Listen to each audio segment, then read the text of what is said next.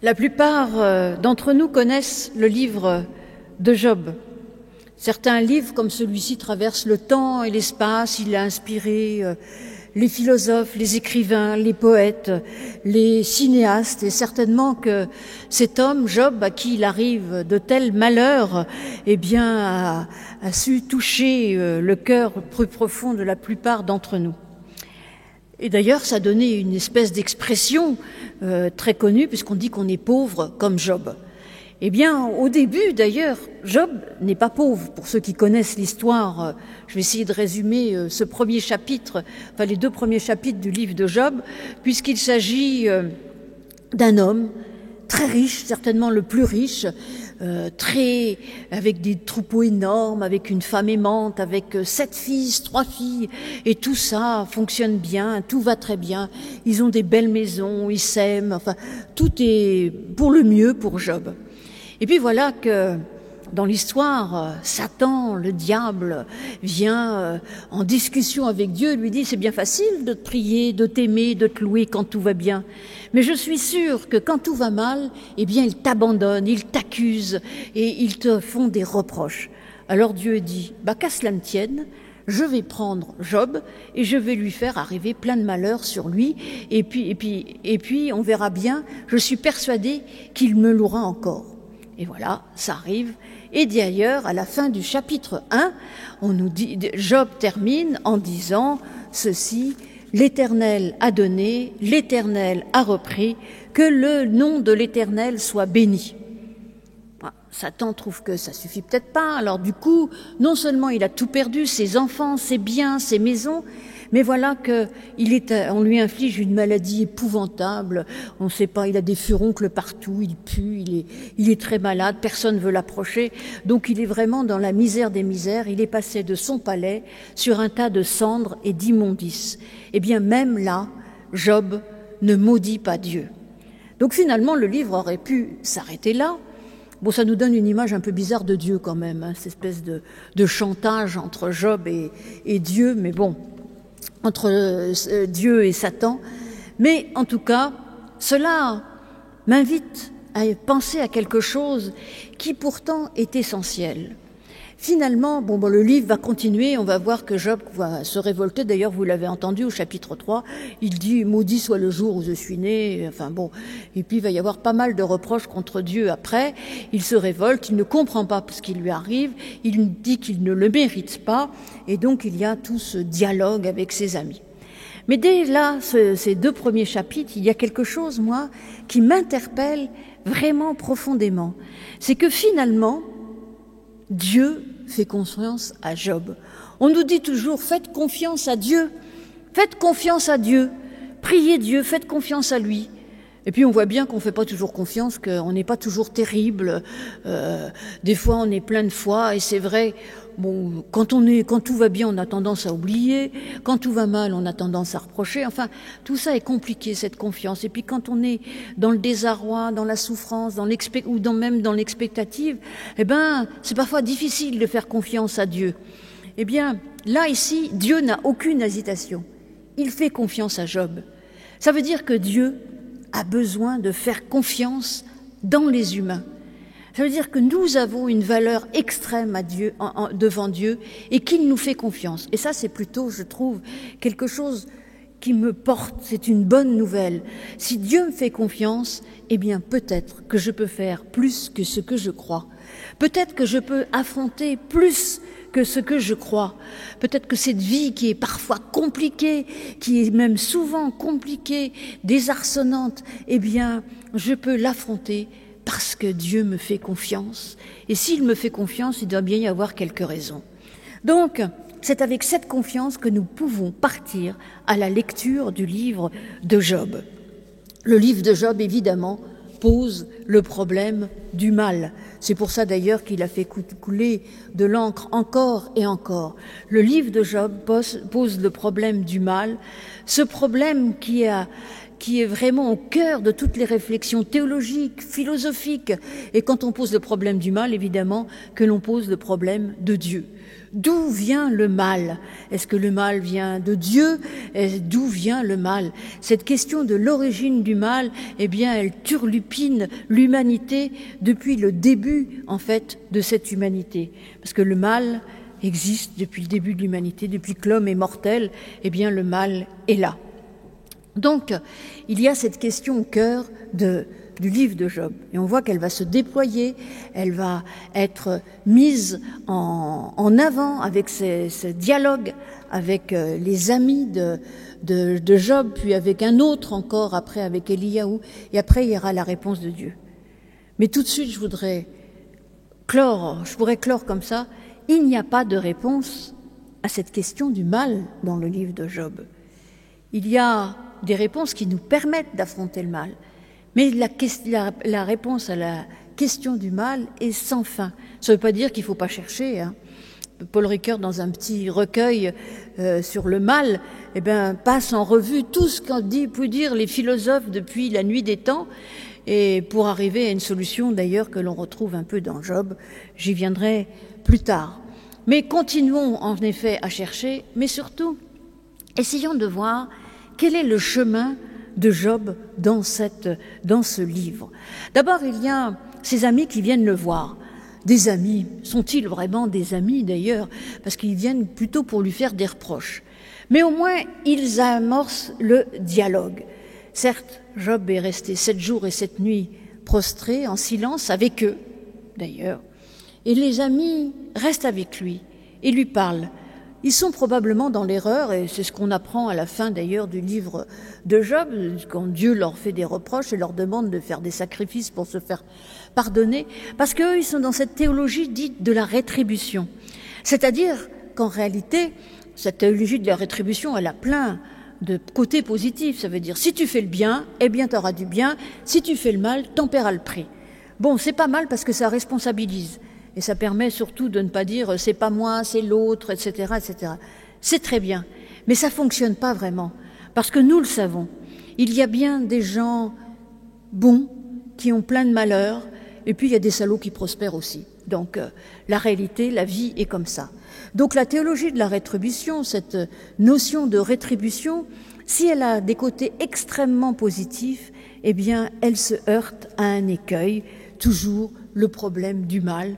Pourquoi, finalement, je souffre alors que je n'ai rien à me reprocher? C'est ce que dit Job. Alors les amis, évidemment, lui disent « Eh bien, cherche, il doit y avoir quelque chose à te reprocher. Cherche, t'as pas fait ci, t'as pas fait ça. » Et il cherche, et il n'y a pas de fumée sans feu. Donc si ça t'arrive, c'est que forcément, à un moment donné, t'as fauté. Et Job reste droit dans ses bottes. « Non, ce n'est pas de ma faute, ça m'est arrivé dessus, sans raison. » Bon. Alors, il faudra aller un peu plus loin parce qu'il y a forcément c'est toujours très complexe, hein, je veux dire. Est-ce que même cette attitude de rester inflexible et de dire non, c'est pas de ma faute, moi je n'y suis pour rien, et finalement si le malheur m'arrive, alors que je suis très très bon, c'est injuste. Est-ce une attitude aussi positive que ça? Je ne suis pas sûre. Mais bon, en tout cas, dans l'histoire de Job, les amis sont relativement disqualifiés. Il y en a un autre qui vient, qui dit, écoute, t'as peut-être rien fait, c'est possible, mais de toute façon, ça te regarde pas.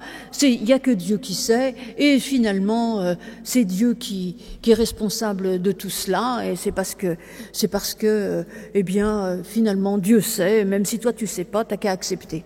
Bon, ben, Job, il n'est pas du tout non plus là-dedans, hein. Il y a des philosophies aussi qui disent que finalement, on voit le mal, mais peut-être qu'il y a un bien plus grand qui existe, ou qui en sortira, ou qui existe, que on n'est pas capable de voir. C'est pas très réconfortant non plus quand on perd, comme Job, 7 fils et 3 filles d'un coup. C'est quand même pas très réconfortant de se dire qu'il y a un bien plus grand que je ne connais pas qui m'échappe, mais qui existe aux yeux de Dieu, et que moi j'ai qu'à souffrir et puis attendre que ça me soit révélé. C'est quand même pas si simple. Et de toute façon, ça aussi, c'est mis de côté. C'est mis de côté par ce récit de cette longue histoire de Job.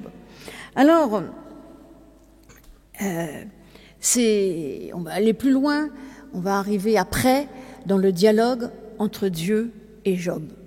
Parce que là, il se passe des choses aussi essentielles. Mais il aura fallu certainement à Job de cheminer, d'explorer ces pistes, de voir que finalement, la rétribution, ça fonctionne pas vraiment.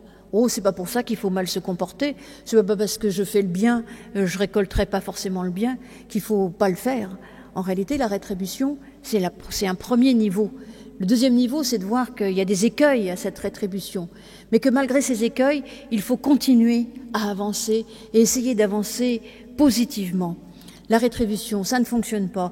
Dire que Dieu sait et que moi je sais rien, ça fonctionne pas vraiment, et en tout cas c'est relativement inacceptable. Il a fallu à Job donc de cheminer, de dialoguer, de se révolter, de se plaindre, parce que tout cela est important. Quand quelque chose ne va pas dans notre existence, en effet, nous pouvons nous révolter, nous plaindre, avant de pouvoir vraiment affronter les choses. Faire le deuil, c'est presque toutes les étapes du deuil. Le silence, d'abord, et puis après, ce n'est pas de la résignation, mais c'est un silence, puis après, la plainte et la révolte, et enfin la résistance en quelque sorte. Et c'est là que ça commence à être intéressant. C'est pour ça d'ailleurs que nombre de...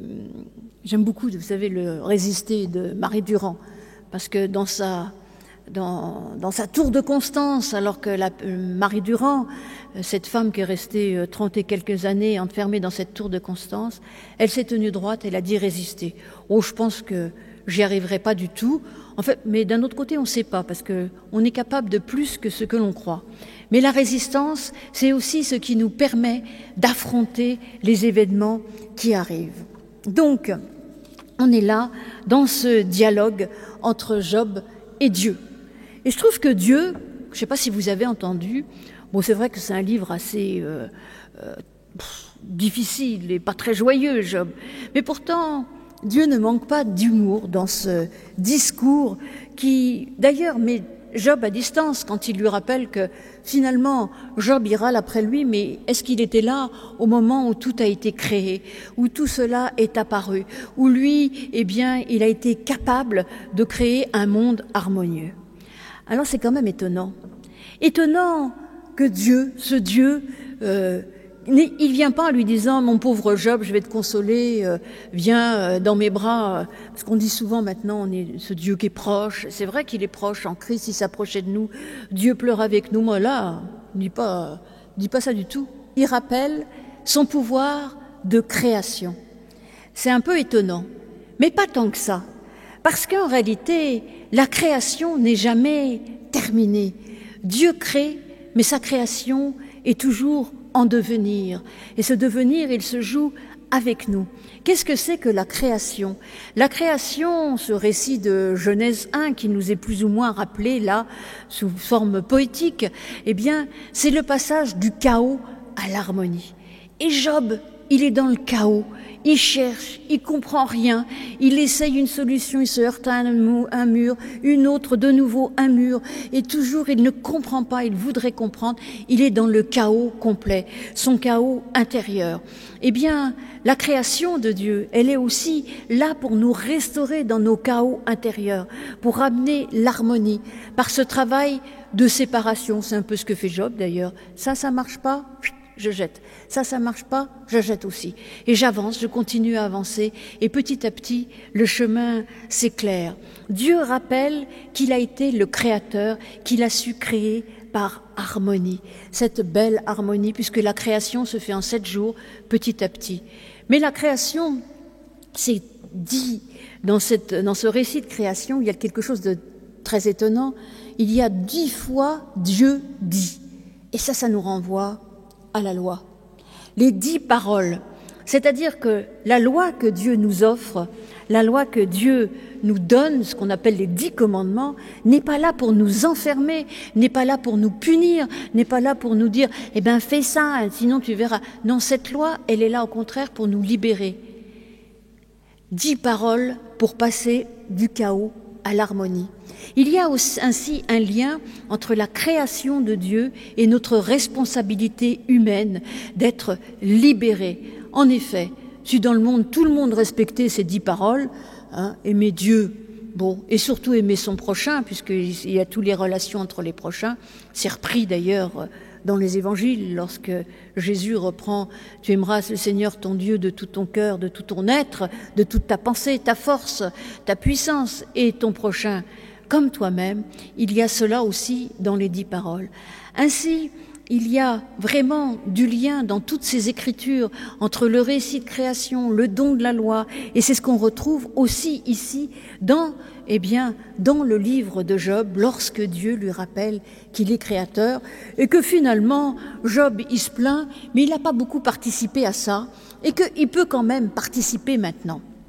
Donc ça, le récit de la création qui nous rappelle que Dieu a le pouvoir de ramener l'harmonie dans le monde et de ramener l'harmonie dans nos êtres.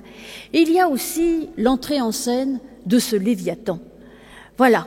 Alors ça, c'est vrai qu'il y a ce beau récit de Genèse 1 et même de Genèse 2 qui raconte la création de l'être humain en 7 jours, puis après l'histoire d'Adam et Ève, la création d'Adam et Ève. Mais il y a aussi d'autres récits de création, un peu plus cachés dans la Bible, dans les psaumes, où on nous raconte que Dieu est un combattant, que Dieu combat le Léviathan. Et ici, il y a même Béhémoth. Donc, qu'est-ce que c'est le Léviathan? Alors, c'est un serpent de mer, c'est le monstre du Loch Ness, je ne sais pas. On ne sait pas trop, mais en tout cas, il représente les forces du mal, les forces du chaos, je dirais. Le Léviathan, c'est cela. Eh bien, Dieu a combattu. Il y a la création par la parole, la douceur, mais il y a aussi la création comme combat. Et ça, Dieu le rappelle bien à Job. Et il l'invite à lui aussi combattre, à combattre contre les forces du chaos. Ainsi, on est passé du problème de l'origine du mal au problème de l'avenir du mal. En réalité, Dieu ne nous donne pas de réponse sur l'origine. Est-ce lui, est-ce un autre? Bon, moi j'ai ma petite opinion, mais elle est théologiquement pas très correcte, donc je ne la dirai pas aujourd'hui, je dirai une autre fois. C'est vrai qu'on a tendance à séparer les deux ou à pas séparer les deux, c'est un peu compliqué. Mais en tout cas, moi je pense que Dieu n'a rien à faire avec le mal et que Dieu combat toujours les forces du chaos et nous invite à faire de même. Et le problème, et du coup, cela nous dit, regarde pas trop en arrière d'où ça vient, mais regarde en avant pour que ça n'advienne plus. Et cela, c'est quelque chose qui est très important. C'est quelque chose d'essentiel. Pas se poser... Bon, il a fallu du temps à Job. Bien sûr qu'il faut se poser des questions et qu'on n'est pas prêt à combattre comme ça, tout de suite, tout le temps. Mais il faut quand même, petit à petit, se redresser et se préparer au combat contre les forces du chaos qui habitent dans notre monde. De forces du chaos qui nous habitent également. Et cela... Dieu invite Job à le faire. Oui, il lui dit, il faut que tu combattes cela. Il faut en effet que tu détournes ton regard de ton malheur pour te tourner vers l'autre. Et d'ailleurs, c'est très intéressant puisque à la fin, tout à la fin, on nous dit, Job est rétabli, alors Dieu lui en donne plus.